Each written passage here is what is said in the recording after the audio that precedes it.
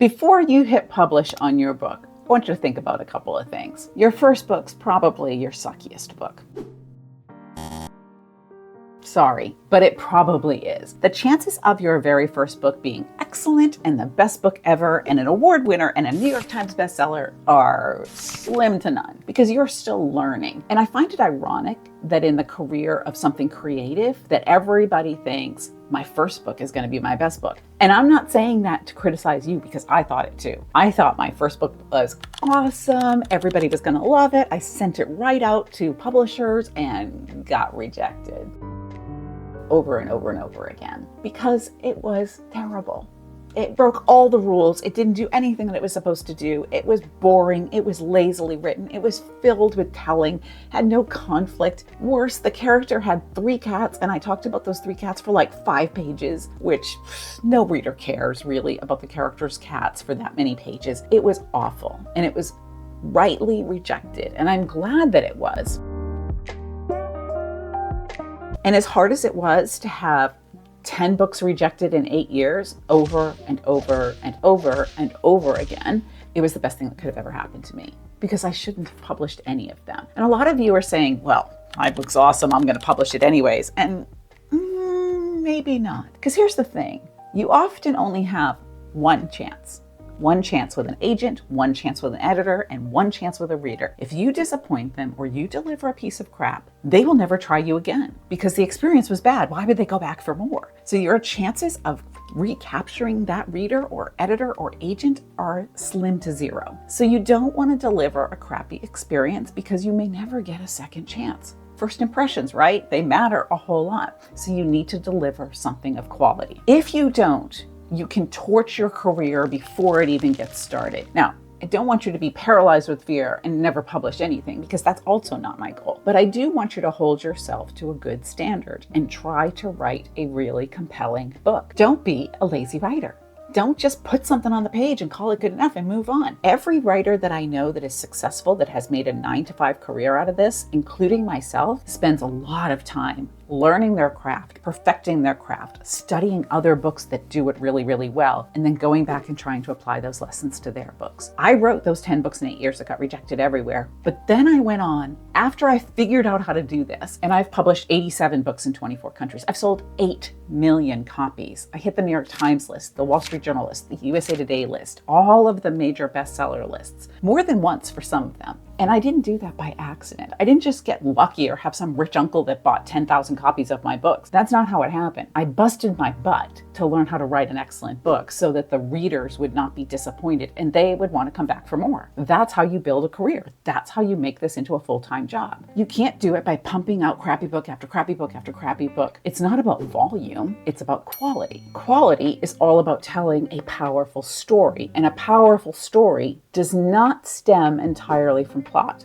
Plot is great, but powerful stories stem from emotion, stem from connection, stem from making the reader care, which is why I created an entire video about how to make the reader care on a sentence-by-sentence basis, because you could lose the reader at any second. We're sitting there, we're reading a book, right? And we've got our phone right there, and oh, look at TikTok. So it's very easy for the reader to say, I'm bored with this. Let me pick up and look at the TikTok and see what's going on there. It is very, very easy to lose a reader and very hard to get them back. Think about how many books you put down and never picked up again and then donated to Goodwill or gave to your neighbor or whatever. Hundreds of them, right? You don't want your book to be that one. You need to create a world where the reader cares, which means creating 3-dimensional characters that live and breathe and come to life on the page. It means showing. It means really working the language and doing it well. Let me show you why the frozen river grabbed me so quickly. This is the very first paragraph. It's written in omniscient point of view, which I normally don't like, but I really liked this one. The body floats downstream, but it is late November and the Kennebec River is starting to freeze. Large chunks of ice swirling and rumbling through the water, collecting in mounds, while clear, cold fingers of ice stretch out from either bank, reaching into the current, grabbing hold of all that passes by. Already weighted down by soaked clothing and heavy leather boots, the dead man bobs in the ebbing current, unseeing eyes staring at the waning crescent moon. That was a powerful paragraph, but it is the second one that was really exquisitely done. It is a miserable night with bitter wind and numbing frost, and the slower the river moves, the quicker it freezes, trapping him in its sluggish grip. Can you see that coming to life? Can you just see it pulling in as folds of his homespun linen shirt are thrown out like petals of a wilted brown tulip? Just an hour ago, and here's a little bit of backstory, but very well worked in. Just an hour ago, his hair was combed and pulled back, tied with a strip of lace. He'd taken the lace, of course, and it is possible, fate is such a fragile thing after all, that he might still be alive if not for that choice. But it was insult on top of injury.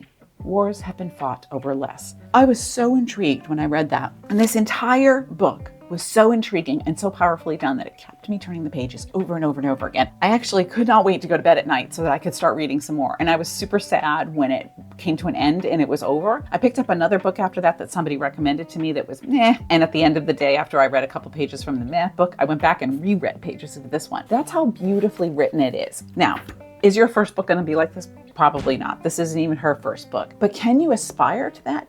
Yes. Should you aspire to that? Absolutely yes. If you want this to be a career, if you want to be a writer who does this for pay, if you want to be a writer who gets onto the bestseller lists, you need to deliver an experience that is worthy of that. And that means studying, really looking at how powerful this language is and saying, how can I create this picture, draw the reader in, engage their imagination, and pull them from page to page so that they are dying to see what happens next.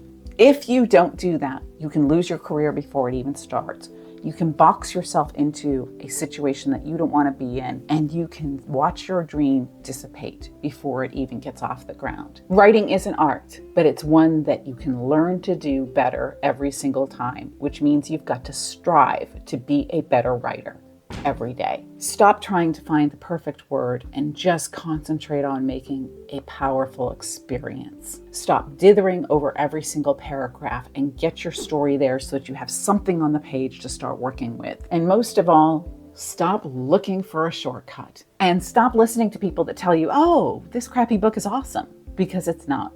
And you can end your career before it even starts by putting out crappy books. Work a little bit harder and it will pay off, especially if you decide that you are going to aspire to write a book like The Frozen River, and you are going to aspire to be an author that readers love because the experience is so immersive and so powerful that they immediately run out and buy your next 5 books. That's what you want to create, and don't publish a crappy book. And if you agree with me, don't forget to like and subscribe to this channel, and also share this with other writers, because sometimes I think we need a tough talking to. I've got lots of videos on craft, which you might want to try this one right here, or any of the videos in the Fiction Foundation's playlist that talk about how to craft an amazing book and how to create a plot that is compelling and keeps the readers turning the pages. But it all starts with not taking the lazy way out and not publishing too soon. Now, go write and create something amazing.